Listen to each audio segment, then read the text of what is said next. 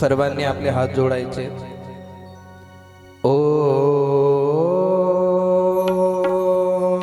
तत्पुरुषाय विद्महे महादेवाय धीमहि तन्नो रुद्राय प्रचोदयात्।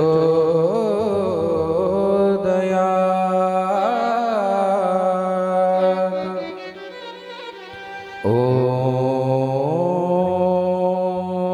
नमः शिवाय शर्वाय देवदेवाय वै नमः। रुद्राय भुवनेशाय शिवरूपाय वै नमः। गुरुर्ब्रह्मा गुरुर्विष्णु गुरुर्देव महेश्वरा गुरुर्साक्षात् परब्रह्म तस्मै श्री गुरुवे नमः। जयांचे केलिया स्मरण होय सकळ विद्येंचे अधिकरण तेची बंधू श्री चरण श्री गुरूंचे ते नमस्कारो नियाता। मस्तक हे पायावरी या वारकरी संतांच्या ज्यांचे गावी केला वास त्यासी नसावे उदास। ज्ञानेश भगवान विष्णु निवृत्तीर भगवान हरः सोपान भगवान ब्रह्मा मुक्ताच्या ब्रह्मचित्कला मुक्ताबाई नमो त्रिभुवन पावनी आद्यत्र यजननी देवा। लोकाभिराम रणरंगतिरमराजवनेत्रम रघुमोचनाथं कारुण्यरूपं करुणाकरन्तं श्रीरामचन्द्रं शरणं प्रपद्ये। सियावर रामचंद्र भगवान की जय। मनोजवं मारुततुल्यवेगं जितेन्द्रियं बुद्धिमतां वरिष्ठं वातात्मजं वानरयुतमुख्यं श्रीरामदूतं शरणं प्रपद्ये। रामदूत हनुमान की जय।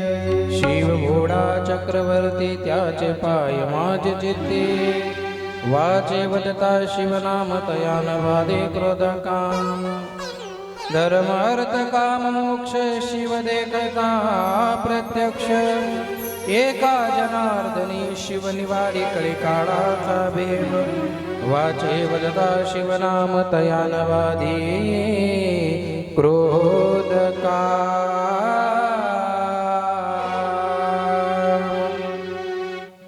श्री शिवाय नमः तुभ्यं श्री शिवाय नमः तुभ्यं श्री शिवाय नमः तुभ्यं श्री शिवाय नमः तुभ्यं श्री शिवाय नमस्तुभ्यं श्री शिवाय नमस्तुभ्यं श्री शिवाय नमः तुभ्यं श्री शिवाय नमः तुभ्यं श्री शिवाय नमस्तुभ्यं श्री शिवाय नमस्तुभ्यं श्री शिवाय नमः तुभ्यं श्री शिवाय नमः तुभ्यं श्री शिवाय नमस्तुभ्यं श्री शिवाय नमस्तुभ्यं श्री शिवाय नमः तुभ्यं श्री शिवाय नमः तुभ्यं श्री शिवाय नमस्तुभ्यं श्री शिवाय नमस्तुभ्यं ॐ नमः शिवाय ॐ नमः शिवाय ॐ नमः शिवाय ॐ नमः शिवाय ॐ नमः शिवाय ॐ नमः शिवाय ॐ नमः शिवाय ॐ नमः शिवाय नाम नाम शिव नाम नाम शिव नाम नाम शिव नाम नाम नाम शिव नाम नाम शिव नाम नाम शिव नाम नाम शिव नाम नाम शिव नाम नाम शिव नाम नाम शिव नाम नाम शिव नाम नाम शिव लंका का राजा था रावण शिव नाम ते हो गया पावन लंका का राजा था रावण शिव नाम से हो गया पावन लंका का राजा था रावण शिव नाम ते हो गया पावन लंका का राजा था रावण शिव नाम से हो गया पावन ओम नमः शिवाय ओम नमः शिवाय ओम नमः शिवाय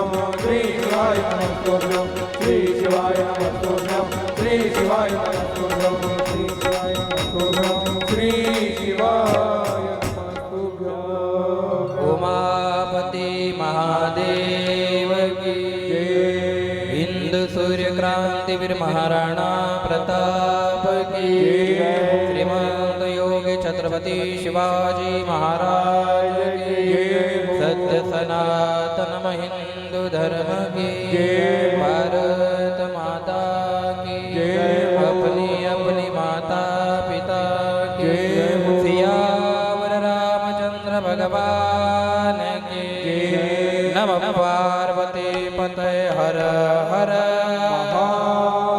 हर हर हर हर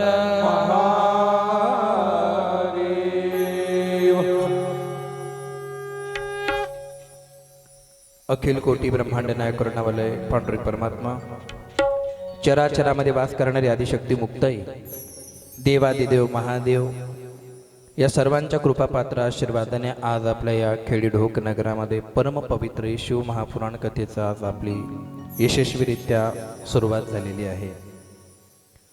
तुम्ही फार भाग्यवान लोक आहे की तुमच्या गावामध्ये ही श्री शिव महापुराण कथा तुम्ही आयोजित केलेली आहे.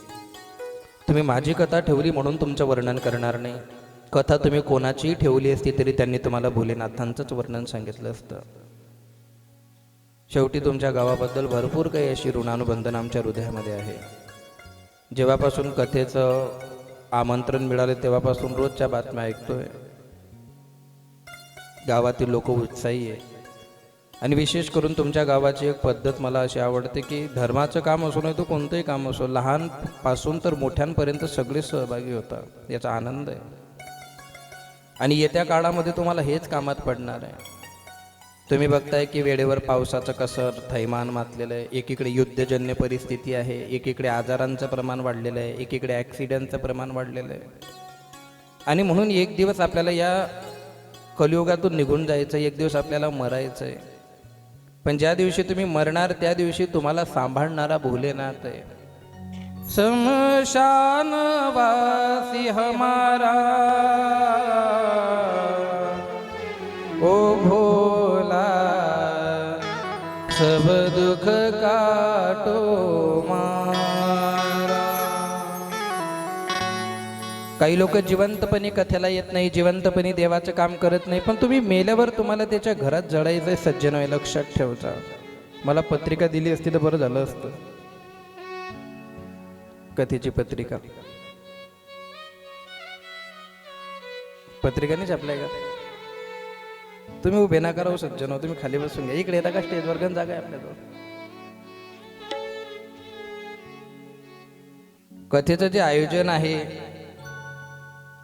मी त्यांना विचारलं की कथा काय निमित्ताने ठेवायची. म्हणे फक्त कथा ऐकायची. शिव महापुराण हिंदीमध्ये भरपूर ऐकलं, आता मराठीत ऐकायची इच्छा आहे. आणि म्हणून समस्त तरुण महामित्र आपले जे महाराणा प्रताप मित्र मंडळ आहे या सर्वांनी एक निर्णय घेतला आणि मग कोणाला तरी पुढे व्हावं लागतं. ते आकाश महाराज पुढे झाले. सगळ्या गावाने त्यांना सहकार्य केलं. मी नेहमी करता सांगत असतो की जे गाव करेल ते राव करू शकत नाही. आणि म्हणून त्यांनी तो पुढाकार घेतला. सगळ्या गावाने सहकार्य केलं. सगळ्यांचे खूप खूप आभार. मला आनंद आहे की या समाजातील मुलांच्या डोक्यामध्ये देव गेलेला आहे. हे लहान लहान पोर आहे बघा, यांच्यावर जर आपले संस्कार झाले तर सगळ्या पिढीचा उद्धार होतो. आहे की नाही पुराव?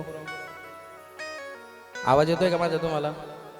ही कथा देवाच्या भक्तिप्राप्तीसाठी असते का नसते मला माहीत नाही. फक्त पिढी वाया गेली नाही पाहिजे, पिढीला चांगले संस्कार लागले पाहिजे. कारण एकदा हातातून केस गेली की ते हातामध्ये येत नाही. हे लहान लहान पोरं कथेला आले, यांचे मायबाप धन्य. नाही तर बरेच मायबाप कथेला जात नाही, पोर आणले बी जाऊ देत नाही. आनंद आहे.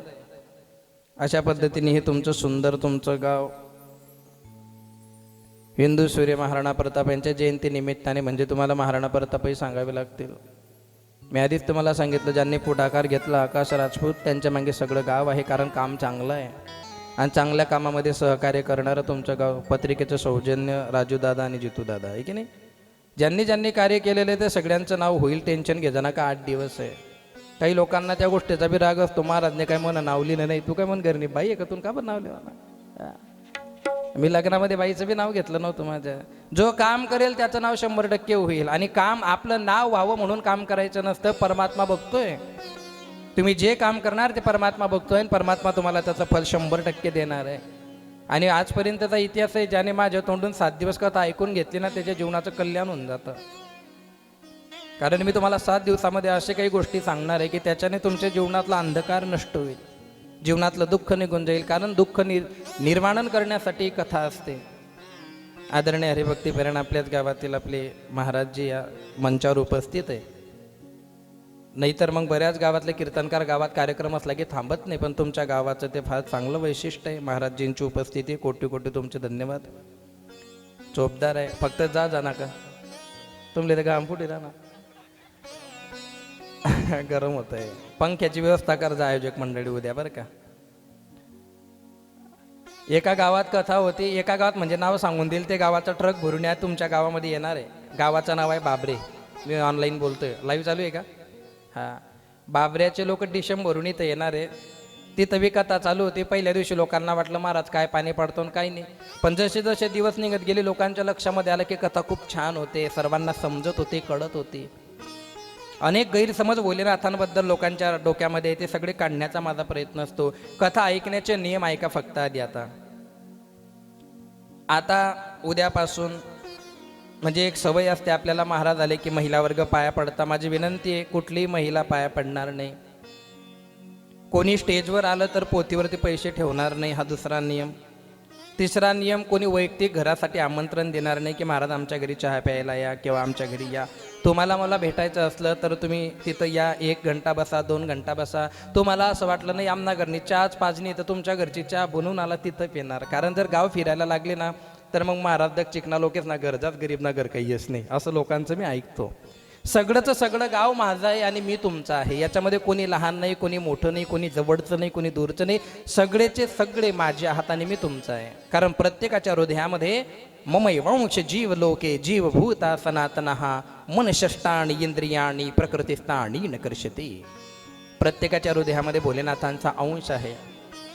आज तुम्ही या कथेचं प्रतिपादन केलं. कथेला जे आमची मंडळी आलेली आहे त्यांचा एकदा परिचय करून देतो म्हणजे तुमच्या लक्षात येईल.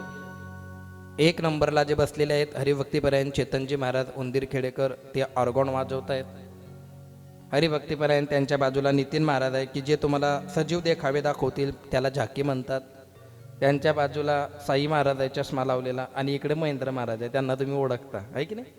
इकडे आमचे भूषण महाराज आहेत, नर्मदा मैयाची त्यांनी परिक्रमा केली 3400 किलोमीटरची. स्वतः कीर्तनकार आहे, कथाकार आहे. नेवासाला त्यांचं फार मोठं असं हाऊस आहे. त्यांना जेव्हा बी मी बोलवलो तेव्हा ते आमच्या प्रेमापोटी हजर राहतात. भूषण महाराजांचे सुद्धा आमच्या भागामध्ये स्वागत आहे. त्याच्यानंतर या ठिकाणी आमचे बसलेले आमचे प्रकाशजी महाराज, त्यांच्यामुळे हा सगळा स्टेज प्रकाशमय झालेला आहे आमचा. पण ते पाण्यामध्ये सापडले काही का असे ना.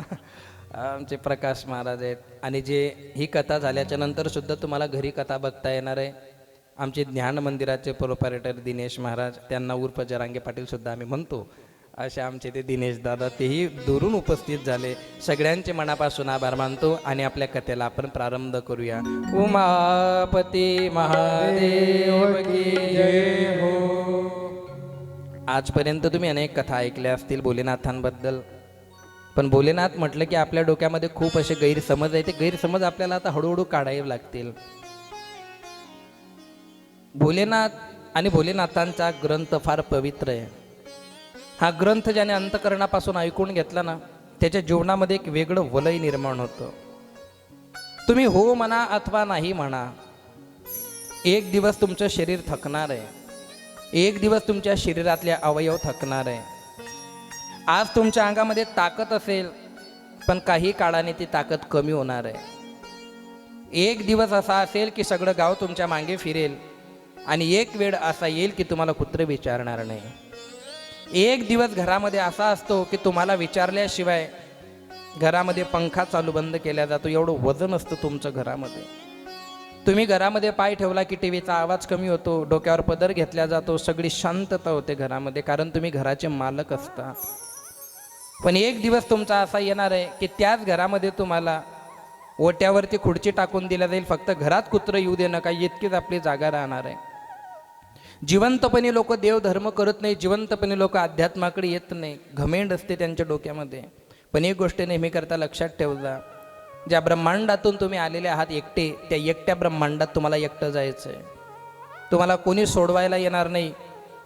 आयुष्यभर तुम्ही लोकांवरती जडत राहणार, पण एक दिवस तुमच्या जीवनात असा येईल की तुम्हाला स्मशानात एकटं जडावं लागेल. आणि एकटे जडत असताना सगळी गण गोत्र मित्र परिवार भाऊबंदकी हे सगळीची सगळी मंडळी तुम्हाला गावाच्या बाहेर टाकून एक दिवस गावात येतील आणि कोणाला काही फरक पडणार नाही. श्रीमंत योगी छत्रपती शिवाजी महाराज गेले, महाराणा प्रताप गेले, राम गेले, कृष्ण गेले, नाही उरवाले येथे अवतार. चांगली चांगली मंडळी निघून गेली, कोणाला काही फरक पडला नाही. आणि म्हणून मी गेल्याच्या नंतर कोणाला फरक पडेल. आणि जे लोक एक दिवस तुम्हाला स्मशानात जाळणार आहे, जे लोक एक दिवस तुमचा अपमान करणार आहे, जे लोक तुम्हाला एक दिवस पायदळी घेणार आहे, अशा लोकांच्या नांदी लागण्यापेक्षा तुम्ही भोलेनाथांच्या नांदी लागा. का? कारण अंतकालेच मामेव स्मरण मुक्ता कलेवरम. अंतकाळामध्ये तो भोलेनाथ तुम्हाला मुक्ती देणार आहे, अंतकाळामध्ये तो तुमचं रक्षण करणार आहे. तुम्ही माना नका मानू. सुंदर अशी साऊंड सिस्टीम मयूरदादा शिरसाडेकर. व्होल्टेजचा प्रॉब्लेम होता, पण तरी त्या माणसानं जुगाड बसवला, त्याला अनुभव लागतो. तुमचेही कोटी कोटी आभार. चला मग आता भोलेनाथांबद्दल ऐकायचं आहे आपल्याला. ऐकायचं का रे पोरांनो? माझा आवाज येतो ना तुम्हाला? उद्यापासून आहे ना पुढे बसायचं थोडं. अजून आज बी पुढे सरकले तर चालेल, तुम्ही या पुढे थोडेसे या पुढे सरका. तुम्हाला शेवटच्या दिवशी सगळ्याला कपडे करून देईन मी. मला पोरी असतात, तुम्हाला जवाई केलं असतं मी ना. चप्पल काढ रे. देवानं मलाही पोरगाच दिला, तर त्याला पोरगीच आता नाही सगळा. ऐका पोरं बरं का. भोलेनाथ माहिती आहे तुम्हाला? भोले बाबा आंबणनेरा राहतात ते भोलेनाथ बरं का. मांडी मारा. मग पुढे बोलून म्हणजे मांड्या मोड्या सांगल्या का तुम्हाला? तुम्हाला कथा समजली म्हणजे गावाला कथा समजली, कारण तुमच्यापेक्षा ते हुशार आहे. आता तसे तुम्ही हुशारच आहे. आता उद्यापासून एक काम करायचं, कथेला येत असताना मस्त हातपाय तोंड धुवायचे आणि टिक्का लावायचा. काय लावायचा? हिंदू आहे ना आपण, हिंदू आहे ना, मग हिंदूचे पोरं काय लावता? टीका लावायची. शेंडी नाही ठेवता आली तुम्हाला तर नका ठेवू, पण कमीत कमी टीका लावला पाहिजे, आहे की नाही? कारण आपल्या धर्माचे ते स्वाधर्म आहे. टीका लावल्याशिवाय बाहेर निघायचं नाही. सकाळी सकाळी उठायचं, आंघोळ करायची, टीका लावायची, देवाच्या पाया पडायच्या आणि आपल्या घरात जेवढे बी मोठे लोक आहे सगळ्यांच्या पाया पडायच्या. पडणार ना उद्यापासून? जर तुम्ही पाया पडले तर कथा उद्या मी करेल, नाही तर मी पडणार आणि मी घरी विचारायला येईल तुमच्या मायला. पडणार ना पाया? कारण तुम्हाला सांगू पोरांनो, देव हा मंदिरात आहे, पण जिने आपल्याला जन्म दिलेला आज मातृदिन आहे. आज कोणता दिन आहे? आज जिने आपल्याला जन्म. तुम्ही पडले होते का तुमच्या आईच्या पाया? आज नाही पडले ना, घरी गेल्या झोपण्याच्या आधी पाया पडदा. कारण तिने आपल्याला 9 महिने गर्भात ठेवलं, तिने आपल्याला जग दाखवलं आणि तिने इतकं सुंदर आपल्याला हा नरदेह दिला. ती आपल्यासाठी देव आहे. ती आपल्यासाठी कोण आहे? आपला देव कोण आहे? तुका म्हणे माय बापे अवघी देवाचे स्वरूपे. जगतामध्ये ज्याच्या घरात मायबाप आनंदाने राहता, ज्याच्या घरामध्ये मायबाप सुखाने राहता, तर तुकोबाराय सांगता त्याला मंदिरात जायची गरज नाही. त्याचं घरच देव मंदिर होऊन टाकत असतं. घरामध्ये मायबाप सुखी पाहिजे. आणि घरामध्ये जर तुमचे माय रडत असतील, घरामध्ये जर तुमचा बाप रडत असेल आणि तुम्ही बाहेर येऊन जर किती बी कथा कीर्तन ऐकले, त्याला 1 रुपयाचं पुण्य प्राप्त होऊ शकत नाही. म्हणून आई ती आईन, बाप तो बाप. महाराणा प्रतापांचं जीवन घडवणारी मा जयवंता मासाहेब होते. आईने ठरवलं तर मुलगा महाराणा प्रताप होतो आणि आईने ठरवलं तर मुलगा रावणही होतो. तुम्ही ठरवा तुम्हाला तुमच्या मुलाला राम करायचंय का रावण करायचंय. पण आज हे भविष्य आपल्या गावाचं. पोराव, आज मातृदिन आहे. आज कोणता दिन आहे? तू मांडी मारणार आहे. मी खाली लाग सोड आहे रे. जगतामध्ये सगळ्या गोष्टी परत परत भेटतात, पण ऐसी कौन सी चीज है जो दुनिया में नहीं मिलती, सब कुछ मिलता है माँ नहीं मिलती. ती आईसाठी 5 मिनिटं आणि मग आपल्या कथेची प्रस्तावना सांगतो. आज कथा लेट चालू झालेली आहे, पण तरी सुद्धा मी 11 वाजेला सोडेल. उद्या ठीक 8:30 वाजता कथा चालू होईल. 9ला मी सुरुवात करेल, 11ला तुम्ही घरी जाणार. हरी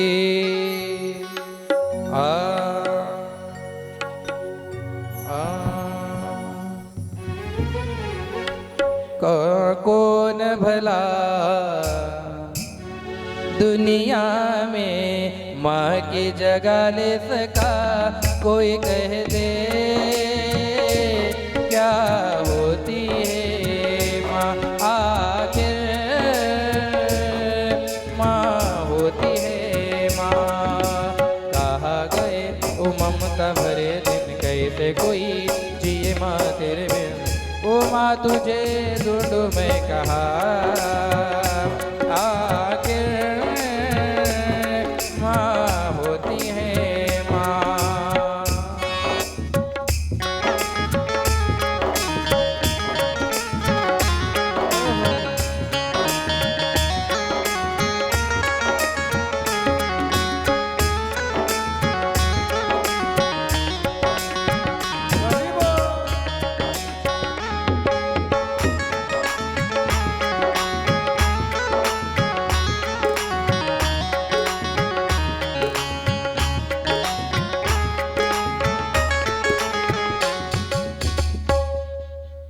जगतामध्ये तुम्ही किती श्रीमंत असाल, किती मोठा तुमचा बंगला असेल, पण जर घरामध्ये आई नसेल तर त्याला किंमत राहत नाही. इथं जमलेल्या सगळ्या मातृशक्तीला वंदन करतो. मातृदिनाच्या तुम्हा सगळ्यांना खूप खूप शुभेच्छा. सुखी राहा, आनंदी राहा आणि तुमच्या मुलाला तुमचा आशीर्वादात देऊन टाका. भोलेनाथांबद्दल आपल्याला भरपूर काही माहिती ऐकायची आहे. आता तुम्ही माझ्याशी बोलायचं, मी तुमच्याशी बोलणार. भोलेबाबांच्या गळ्यामध्ये काय रे? हा, रुद्राक्ष काय आहे? साप नाही आहे, तो नाग आहे. काय, इथून सुरुवात आहे बरं शिवकथेची. भोलेनाथांच्या गळ्यामध्ये काय आहे? नाग आहे, बरोबर आहे. आणि आता आपलं जे गणपती बाप्पा आहे, त्या गणपती बाप्पा कशावर बसता रे? उंदीर. त्याला मूषक म्हणता, उंदीर नाही म्हणता. काय म्हणता? मूषक म्हणता. काय म्हणता? हां, गणपती बाप्पा ज्याच्यावर बसतो त्याला काय म्हणता?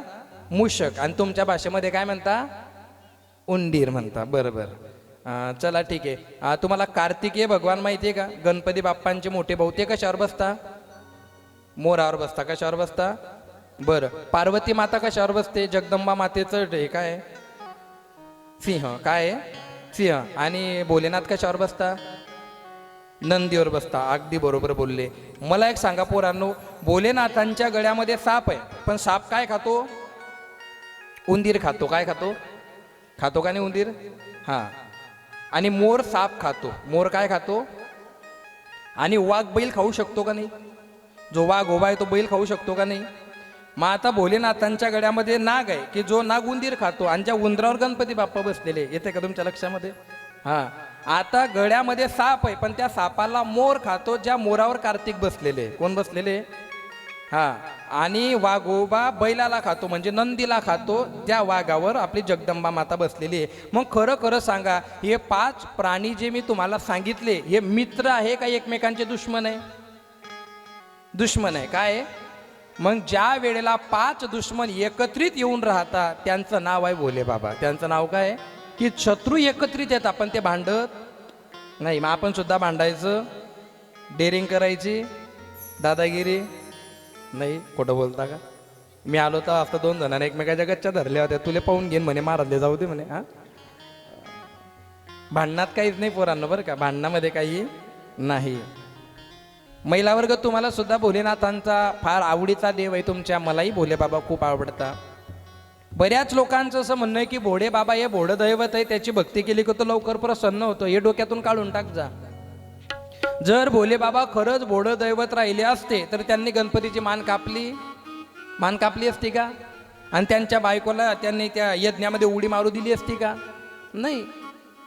भोलेनाथ भोळे आहे हे जरी खरं आहे, पण ते भोळे बाबा हे फक्त भोळ्या भक्तांसाठी भोळे आहे, बाकीच्यांसाठी अजिबात भोळे नाही येत ते. बऱ्याच लोकांनी टी शर्टांवरती ते छापलं, काहींनी हातावर काढून घेतलं महाकाल, हम तो महाकाल के भक्त आहे, काहींनी गाड्यांवर नावं टाकले.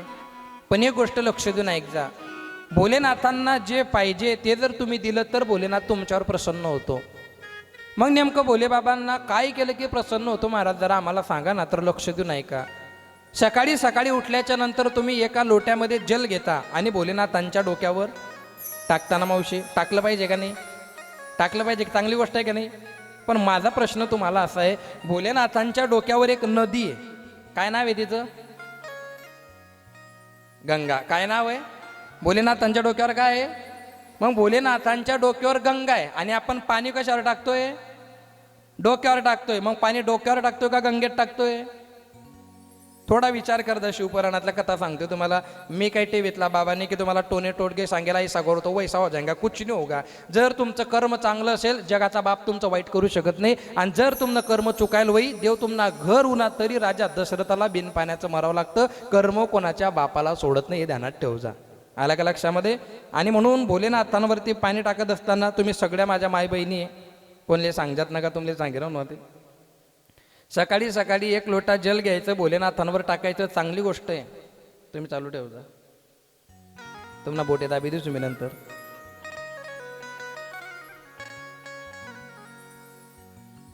भोलेनाथांवर पाणी टाकत असताना एक मनामध्ये एक मंत्र म्हणायचा की हे भोलेनाथ, मी आता तुझ्यावरती पाणी टाकते आणि हे पाणी टाकत असताना मी एक शपथ घेते, तुम्ही उद्या सर्वांनी ते करायचंय. जेवढ्या बी महिला भोलेनाथांवर पाणी टाकायला जातात त्या सगळ्या महिलांनी हे करायचंय. काय करायचंय महाराज? भोलेनाथांच्या डोक्यावरती पाणी टाकायचं आणि पाणी टाकता टाकता भोलेनाथांना एक वचन द्यायचं, जसं आता तुझ्या मी डोक्यावर पाणी टाकते, मी तुला शपथ देते माझ्यामुळे कोणाच्याच डोळ्यात पाणी येणार नाही असं मी वागून दाखवेल, असं त्या भोलेबाबाला सांगायचं. नाही तर नुसतं पाणी टाकायचं, घरी यायचं आणि तुला काय माहीत पडणार का नाही रामभाऊनी पोर पै गई तू निदक ते निजाऊ दे झाली कधी बी आपले काय करणं. त्याला बी यायचं, कीर्तनाला बी यायचं. एखादी सोनवारी कधी गावाला गेले तर सगळी गल्ली विचार करते अजून उनी नाही तुमले करणं काय, तिना बाप ना घर जायले ती 1 महिना राहतं ते. जोपर्यंत तुम्ही एकमेकांची निंदा सोडत नाही, जोपर्यंत तुम्ही एकमेकांमधलं पाप बघणं सोडत नाही, जोपर्यंत तुम्ही तुमच्या तोंडांमधून घाण शब्द काढणं सोडत नाही, तोपर्यंत भोलेनाथांवर कितीही पाणी टाकलं तरी तुमचा उद्धार होऊ शकत नाही. हे साधूचे शब्द लक्षात ठेवता, हे होणार नाही तसं. चांगलं वागा ना, सगळ्यांना आपलं म्हणा, सगळ्यांशी प्रेमाने बोला आणि एक दिवस हा नरदेव सोडून जायचा आहे असं डोक्यामध्ये विचार आणा, मग भोलेनाथ तुमच्यावरती कृपा 100% करतील. भोलेनाथ वाटतो तेवढं सोपं दैवत नाहीये. आणि अजून तर एक नवीनच गाणं मार्केटमध्ये आणलं, तुम्ही ना ऐकलं असेल ना, ते ऐकलंय का पुरी? डम डम डम डम डमरू वाला ऐकलंय का? विचारू ते द्या त्यातले, तुम्ही तयारी मग पटेल काय करू चालय असं काही समजत नाही मला. ऐकलंय का गाणं? माणसं लक्ष देऊन ऐकजा फक्त बरं का. गाणं ऐकलंय ना? महादेवा उघड तिसरा डोळानं दर्शन दे रे मला. ऐकलंय का? ऐकलंय? 1 मिनिट थांबजा पोराव. जर समजा भोले बाबा इथं आले, भोले बाबांच्या हातामध्ये त्रिशूल आहे, डमरू आहे आणि आपण जर हे गाणं लावलं भोले बाबांजवळ, महादेवा उघड तिसरा डोळा, आणि जर त्याने तिसरा डोळा उघाडा मग काय होईल रे? आई समजी ना तुमले, नाचन टाइमले नाही समजत. आपण डायरेक्ट भोले बाबांना चॅलेंज करतोय, उघड तिसरा डोळा न दर्शन दे रे मला. त्याने जर तिसरा डोळा उघाडा तुमले दर्शन भेटी आई माहित नाही, पण तुमनं दर्शन लेवाले आमले बटातली येणं पडी रघुपती राघव. हा, जे चांगले भजन आहे, जे संतांनी लिहिलेले आहे, जे चांगले गीत आहे ते म्हटले पाहिजे. देवाला चॅलेंज करू नका की डायरेक्ट तिसरा डोळा उघाडून दर्शन आमले दे, चांगला नाही येतो. हा, आणि या जगतामध्ये सगळे देव तुम्हाला माफ करून देतात पण भोले बाबा माफ करत नाही, ध्यानात ठेव जा. सुरुवातीला शिव महाकथेमध्ये कथा आलेली आहे की शिव पुराण ऐकल्याच्या नंतर काय फायदा होतो. एक फार मोठा पापी ब्राह्मण होता, त्याने खूप पाप केलं, खूप खोटं बोलला, खूप चोऱ्या केल्या, खूप लबाड्या केल्या. आणि एक गोष्ट नेहमी करता लक्षात ठेव जा, चोर हा देवाऱ्यात चोरी करतो तो देवाला घाबरतो का एखादा माणूस मला बघेल त्या माणसाला घाबरतो? खरं सांग जा, कोणाला घाबरतो? म्हणजे तो देवाच्या मंदिरात चोरी करतो पण घाबरतो कोणाला? हा, पण तुम्हाला असं वाटतं का की तुम्ही एखादं चुकीचं काम केलं की ते तुम्हाला सुटून जाईल, असं वाटतंय तुम्हाला? नाही. या जगतामध्ये तुम्हाला देव माफ करून देईल, तुम्हाला संत माफ करून देतील, पण तुम्ही जे कर्म केलेलं आहे ते कर्म भोगल्याशिवाय तुम्हाला सुट्टीच नाही. त्या रावणाला फार अहंकार होता. रावण हा सर्वात मोठा भक्त आहे भोलेनाथांचा, त्यांनी तांडव लिहिलेला आहे. भोलेनाथांचा सर्वात मोठा भक्त रावण आहे की तो जर त्या याच्या खाली बसला ना तर पूर्ण हिमालय हलवून टाकायचा. काय गोड वर्णन केले त्याने.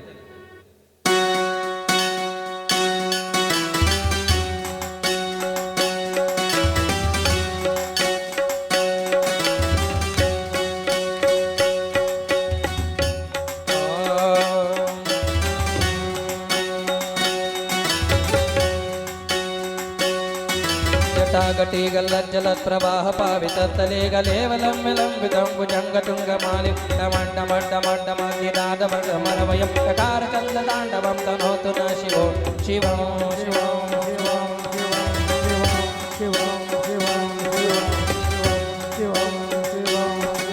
जटागटाः सम्भ्रमं भ्रमन्नलिम्प निर्झरी विलोलचिल्लवर्जरी विनाजमारमूर्धनि धगद् पावके किशोरचन्द्रशेखरं रति प्रतीक्षण मम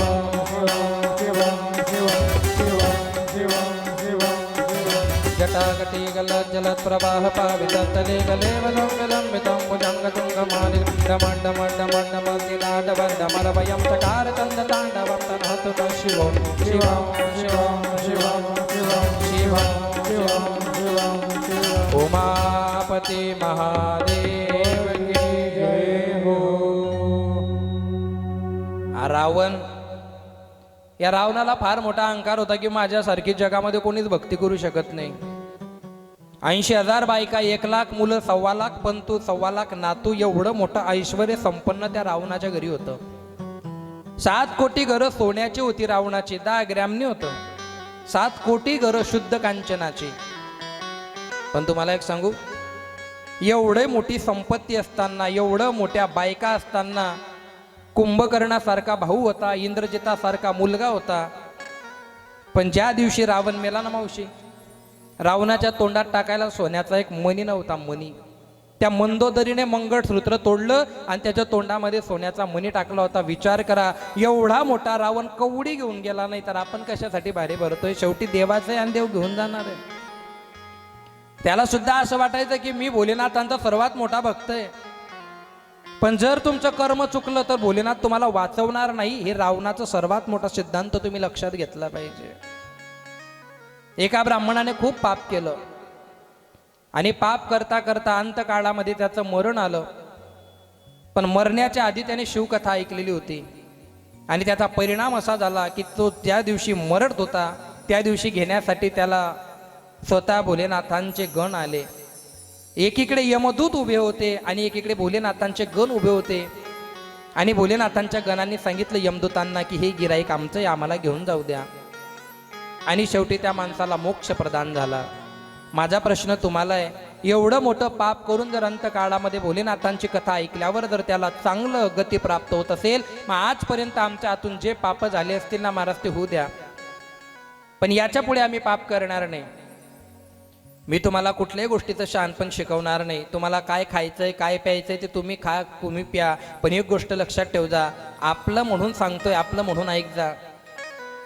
तुम्ही जर एखादा मांसाहार करत असाल, मांसाहार केल्याने पाप लागते का नाही मला माहित नाही, पण तुम्हाला एक सांगू का, जेव्हा तो जीव कापला जातो त्याला ज्या वेदना होता आणि जेव्हा तुम्ही तो जीव तुमच्या पोटामध्ये टाकता तर त्या जीवाच्या वेदना तुमच्या रक्तामध्ये जाता आणि मग तुम्हाला शांती प्रदान होत नाही. मग तुमची चिडचिड होते, तुम्हाला झोप लागत नाही, रिकामे कामं सुचता. घरामध्ये 2 लाखाची एसी लावलेली असताना सुद्धा शरीर थंड होतं पण आत्मा थंड होत नाही. का? कारण तुम्ही त्या जीवाचा शाप तुमच्या रक्तामध्ये मिसळवलेला आहे. आणि सनातनी हे कधी कापणं शिकवत नाही, सनातन शिकवतो तो रक्षण. वसुदेव कुटुंबकम, एकमेकांना आपलं म्हणणारा आपला धर्म आहे. आता तुम्ही बघताय की पाकिस्तानने एवढा त्रास दिल्याच्या नंतर सुद्धा भारताने त्याच्यावरती किती क्षम्य केलेलं आहे. शेवटी आपल्या रक्तांमध्ये भावुकता आहे, आपल्या रक्तामध्ये क्रूरता नाही आहे. आणि म्हणून आपण सगळे सनातनी आहोत. आणि मला अभिमान आहे की आपण सनातनी हिंदू म्हणून जन्माला आलो आणि त्या कुळामध्ये जन्माला आलो ज्या कुळामध्ये हिंदू सूर्यक्रांतीवीर महाराणा प्रताप जन्माला येतात, रामचंद्र जन्माला येतात. आणि त्यांच्या वंशात जर आम्ही जन्माला आलो असो तर आम्ही कसं वागलं पाहिजे. स्वाभिमानी रक्त आहे आपलं, त्या स्वाभिमानाचा सध्या फार खून होताना दिसतोय. सगळीची सगळी मंडळी महाराणा प्रतापांचं जे आराध्य दैवत होतं ते एक लिंगजिके म्हणजे भोलेनाथच होतं. म्हणजे महाराणा प्रताप सुद्धा भोलेनाथांना मानणारे होते. संत मीराबाई कृष्ण भक्तीमध्ये लीन होती. महिला वर्ग, तुम्ही भक्ती करायला निघाल्या, तुम्ही देवाचं नाव घ्यायला निघाल्या, तुम्ही कथेला निघाल्या की सर्वच लोक काही तुम्हाला चांगलं म्हणणार नाही. अहो तुमचं सोडा, आमचं सांगतो मी तुम्हाला. कितीही जीव तोडून कथा केली, कितीही चांगलं सांगितलं, देवाचं सांगितलं, काही लोक म्हणतात बाई महाराजने बोलतं बोर कर झालं. आणि जर त्यांना बाहेरचं सांगितलं, महाराजने तर कथेचं काही सांगितलंच नाही. तुम्ही तुम्ही कितीही जीव तोडून चांगलं काम करा, सर्व लोक तुम्हाला चांगलं म्हणू शकत नाही. काही लोक चांगलं म्हणतील, काही वाईट म्हणतील. आणि सर्वांनी आपल्याला चांगलं म्हणावं म्हणून आपलं आयुष्य कधी वाया घालवू नका. त्या देवाला चांगलं वाटलं पाहिजे म्हणून तुम्ही चांगलं वागा. लोकांचं काय? लोक ज्याच्या घरी खाणं झाल्यावर बाहेर आल्यावर म्हणता स्वयंपाक भारी होता हो, पण बाई झालं भाजी मग मीठ कम होतं, मग तुला हात मुडी जायला होता का मीठ टाकाले? पण आमच्या लोकांच्या ज्या प्रवृत्त्या आहेत या कधीही बदलायला तयार नाही. देव धर्म करत असताना अंतःकरणामध्ये चांगले विचार आणा. थोडे दिवस बाकी आपल्याकडे. मी 2018ला सांगायचो की 2020ला महामारी येणार आहे, महामारी येणार आहे. लोक ऐकायचे नाही. आणि मग 2020ला कोरोना आला होता. तेव्हा माणसाला त्याच्या जीवाची किंमत समजली की शेवटी जगामध्ये ना बंगला काम आएगा, ना घोडा काम आएगा, ना पैसा काम आएगा. शेवटी देवाचं नाव कामात पडतं. आणि 1 वर्ष लोकांनी देवधर्म खूप केला. पण जसा कोरोना गेला आणि 2 वर्ष झाली, लोक परत त्यांच्या जातीवर आले. 2032ला या जगामध्ये फार मोठा विनाश होणार आहे. लक्ष देऊन ऐक जा. 2032ला आपल्या पृथ्वीवरती मुंबई शहरावरती एक फार मोठा ॲस्ट्रॉइड पडणार आहे. ॲस्ट्रॉइड म्हणजे दगड. खूप मोठा दगड त्या पृथ्वीवरती पडणार आहे. कशाच्या बळावर सांगताय महाराज तुम्ही? हे नासाने संशोधन केलेलं आहे. 500 ते 550 मोठे मोठे दगड पृथ्वीभोवती फिरताय. पण आपलं नशीब चांगलं आहे की तो एकही दगड अजून आपल्या आवाक्यात येत नाहीये. आणि देवाने स्पष्ट सांगितलेलं आहे, ज्या कामासाठी मी जन्माला घातलंय ते काम जर तुम्ही करत नसाल तर एक गोष्ट लक्षात ठेवजा, मी जन्माला घालू शकतो तर मी उचलू शकतो. मी कोणाचं ऐकत नाही, कोणाचंच नाही ऐकत. आणि ज्या दिवशी यमदूत तुम्हाला घ्यायला येतील ना, त्या दिवशी तुमच्या डोळ्यात पाणी असेल, तुम्हाला माझे शब्द आठवतील की महाराज काय सांगत होते कथेमध्ये. आज तुमच्याकडे बंगला असेल, आज तुमच्याकडे पद असेल, आज तुमच्याकडे पैसा असेल, आणि म्हणून जर तुम्ही देवाकडे येत नसाल तर एक गोष्ट लक्षात ठेवजा, त्याने स्पष्ट सांगितलेलं आहे, तदत पदम तत्परिमार्गतव्यम यस्मिन् गतानं निवर्तन्ति भूयः तमेव चाद्यं पुरुषं प्रपद्यन् यतः प्रवृत्ती प्रस्तुता पुराणे. आज एखादा व्यक्ती दिसायला सुंदर असेल, आज एखाद्याच्या अंगामध्ये अशी ताकद असेल, पण या सगळ्या गोष्टी जाणाऱ्या आहे. मग राहणार काय आहे तर आजचं केलेलं चांगलं कर्म हे मरेपर्यंत तुमच्या सोबत राहतं. ही वास्तविकता तुम्ही स्वीकारली पाहिजे. आता या म्हाताऱ्या लोकांना विचारा तुम्ही, चोपदार बुवा थोडे पुढे सरका बरं, माझ्याकडे पाहा थोडस, चांगला दिसतोय मी? तुम्ही तरी चांगलं म्हटलं, मला कोणीच चांगलं म्हणत नाही. काल दिवी चोपदार उभा होता आणि कुत्रं भुकून राहिलं तर चोपदारला म्हटलं हाणू नये भाऊ, हाणायला गेला तर आलाच नाही. सकाळी पेपरला बातमी आली त्याच्या मागे कुत्रे लागले म्हणे. हा तुमच्या पायीच झालतं ते. पण माणूस गोड आहे. असं काही मरिग्यात पण हसणारच नाही. कसे हसताय गोड मस्त. वा ताई आलाय का? ताईने आले? लग्न झालंय का? लग्न झालं नाही मातीत म्हटलं ताई वही जाई मन वही घेते तुम नबी वही मी लय सुख ताईन बी लय सुख. बाकी ना आकाश भाऊली भेटतील बाई मला चोपदार बनणार रे. आता त्याच ना आपण करसू 100% करसू. मला शब्द आहे तुमले या पटात न वही घेते मग तुम्ही नका.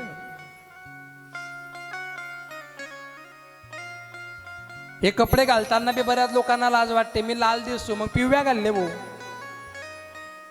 अरे तुम्हाला स्टेजवरती उभं राहायला भेटतं, एवढे लोक तुम्हाला बघताय, किसी की नजर ना लगे. आता त्यांना बी थोडस बरं वैग महाराज बोलणं बहुत आपल्याबद्दल चांगलं काहीतरी. माझा स्वभाव आहे, मी कधी कीर्तनामधून कथेमधून कोणाचा अपमान करत नाही, कोणाची निंदा करत नाही, कोणाला वाईट वाटेल असं बोलत नाही. मी खूप चांगला माणूस आहे तोपर्यंत जोपर्यंत समोरचा चुकत नाही. खूप चांगला नाही तर तसा स्वभाव खारकुटे आहे माझा. लक्ष देऊन ऐकजा बरं का. आपल्याला पहिली कडी चालू करायची आता भोलेनाथांची. पण काही प्रश्न लोकांच्या मनामध्ये असतात भोलेनाथांबद्दल, ते आपल्याला पहिले डोक्यातून गैरसमज काढायचे आहेत. खरंच भोलेनाथांना काय आवडतं, खरंच कशी भक्ती केली की आपल्याला देव प्रसन्न होऊ शकतो, या गोष्टींकडे आपल्याला जरा लक्ष घालावं लागेल. मी अजिबात तुम्हाला कर्माच्या दूर घेऊन जाणार नाही की तुम्ही फक्त भोलेनाथांवर पाणी टाका तुमनं कल्याण व्हायचे. अजिबात नाही होऊ शकत. भोलेनाथांच्या पाण्याबरोबर तुम्हाला तुमचे कर्म चांगले ठेवावे लागतील. माणसाने माणसाशी माणसा समवागणे हीच आमूची प्रार्थना. कौतुक करणं शिका, आपल्या लोकांना चांगलं म्हणणं शिका, मग देव तुमच्यावरती कृपा करतो. लहान लेकरू आहे